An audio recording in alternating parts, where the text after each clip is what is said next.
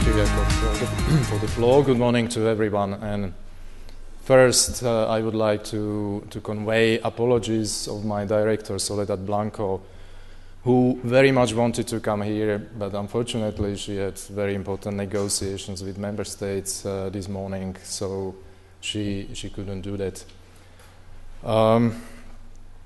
Okay, so I would like to speak about the role of carbon footprinting in the EU environmental policy.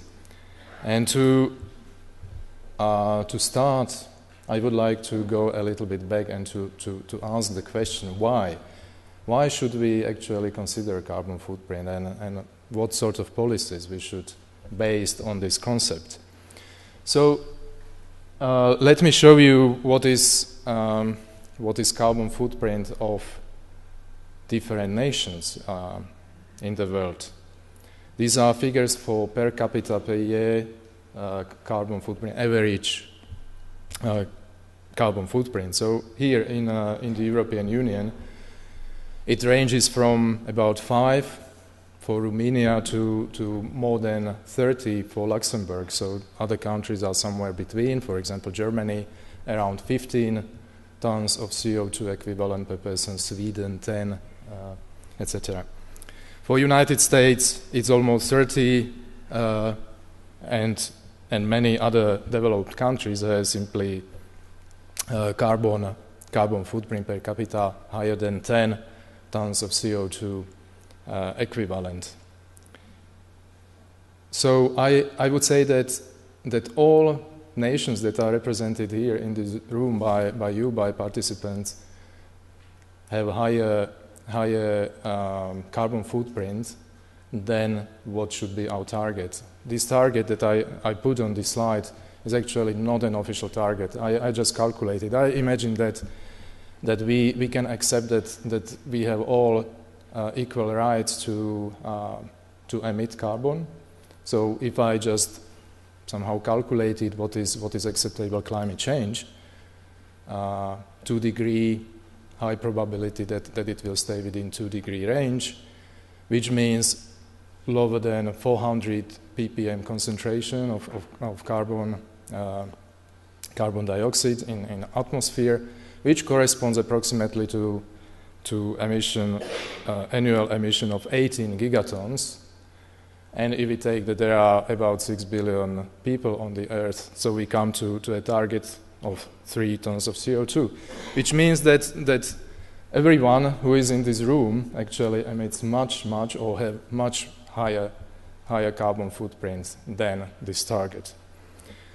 So we really have to deal with that.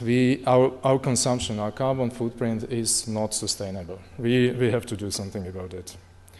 And this is another slide that shows how it looks for different consumption categories. And you can see green crosses in every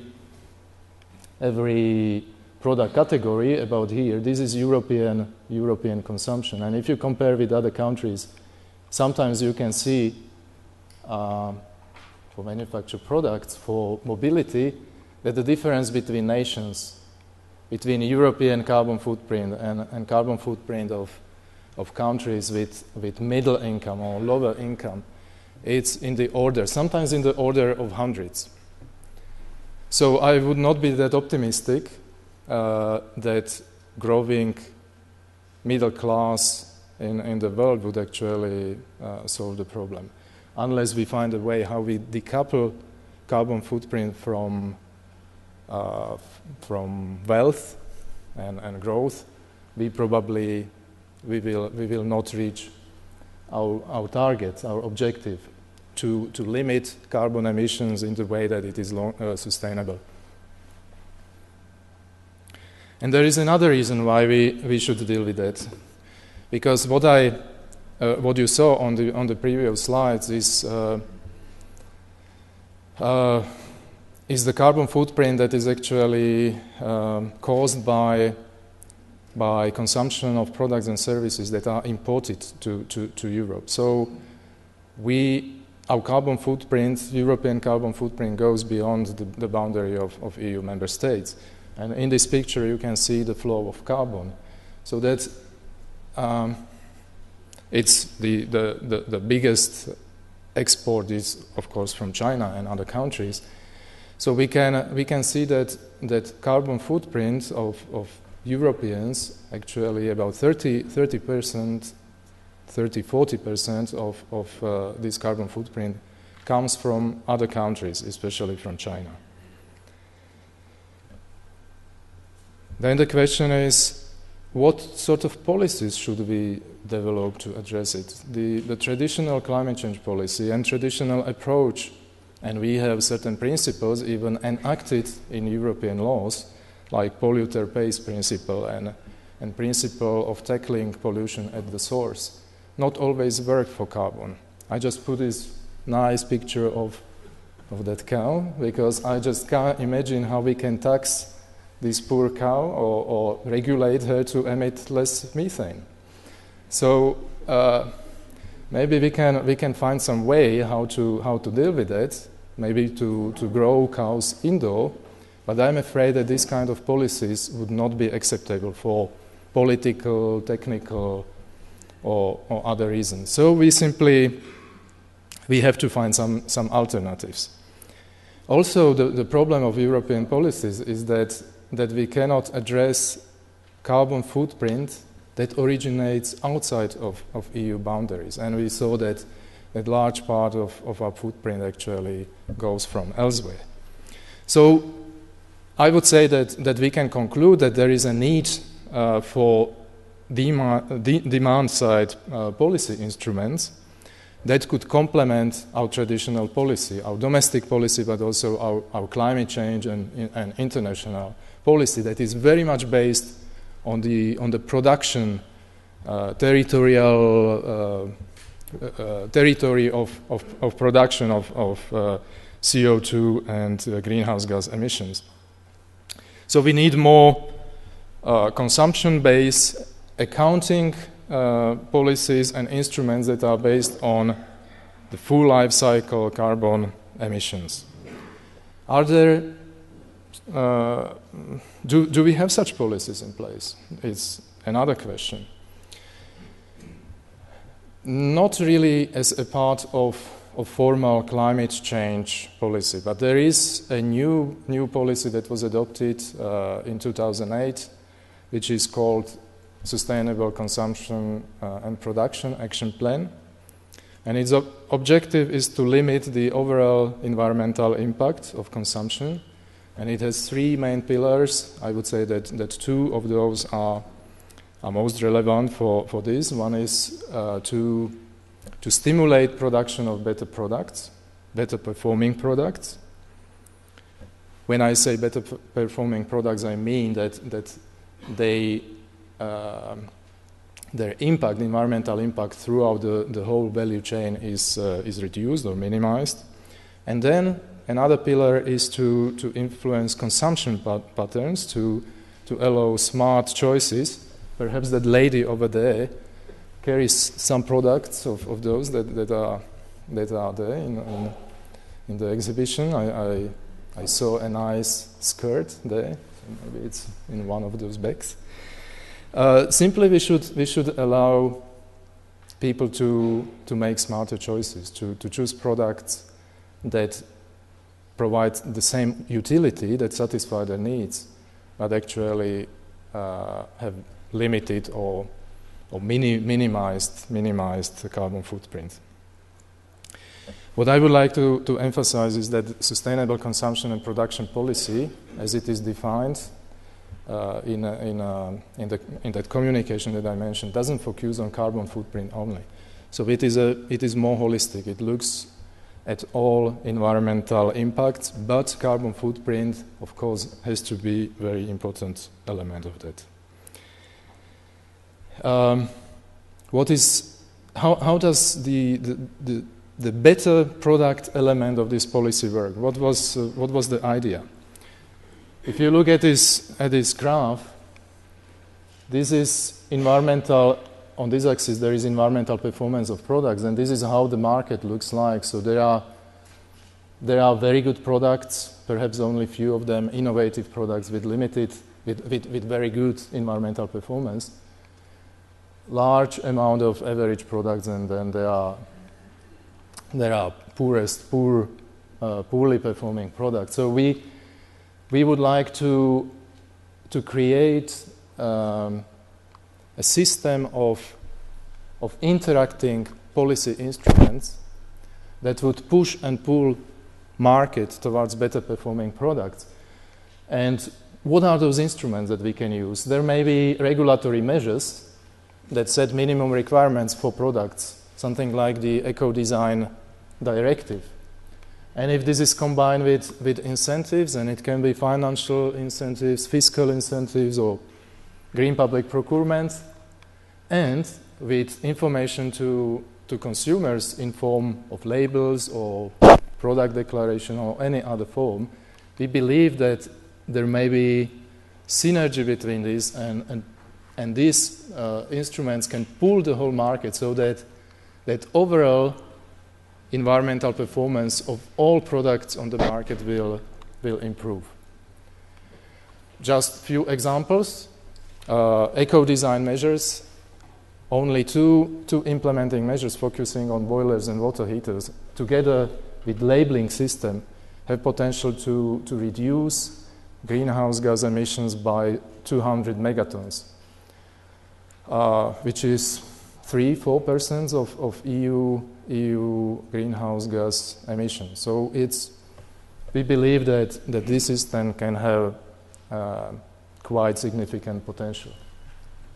But then the question is, what is environmental performance? How we can measure it so that we can make these instruments operational? And certainly there is some role for carbon footprint. It's relatively simple, very well understandable parameter that can be measured, that can be communicated. So we believe that it can be used as a measure, as an indicator of environmental performance of products. And as I said, our focus is not only on climate change and carbon footprint.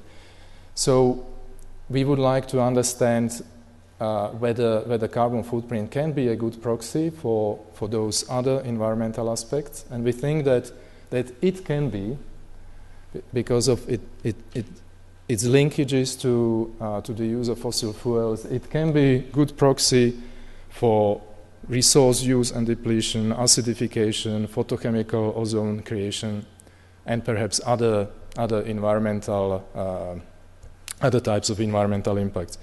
But we are afraid that it does not capture well water use, toxicity, both human and ecotoxicity, land use changes, and the impact on biodiversity.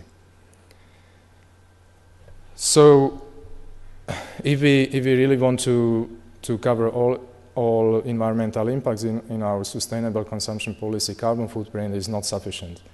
But perhaps it is a good first step. We can focus on carbon footprint and then expand the scope, expand our understanding of environmental performance to other parameters, and also to adjust the tools. And if we conclude that yes, it's useful indicator, I think the next step should be to integrate it into the existing instruments. I mentioned Eco-Design Directive and its potential. This potential was achieved only by focusing on energy efficiency in the use phase, and it was possible for energy using products. As soon as we expand the scope of Eco-Design Directive to other type of products, where the use phase is not the major source of carbon emissions, we will have to look into life cycle. We will have to look into carbon footprints. So this was our conclusion. We have to integrate carbon footprint into policies, EU policies and EU instruments. But how? What needs to be done? And I agree with Matthew, what he said. Standardization is very important. We need to build a robust product carbon footprinting methodology, and standardization and harmonization of approaches is the first step. And what does the Commission do at the moment?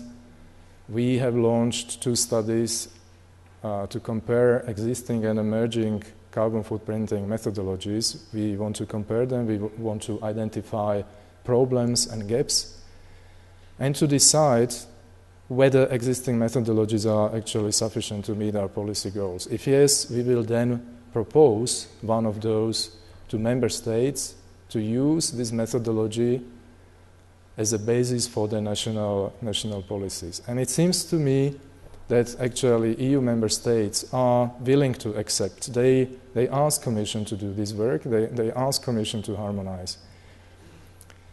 So we hope that it will be voluntary process. Member states, after recommendation by the Commission, will accept and harmonize their national approaches.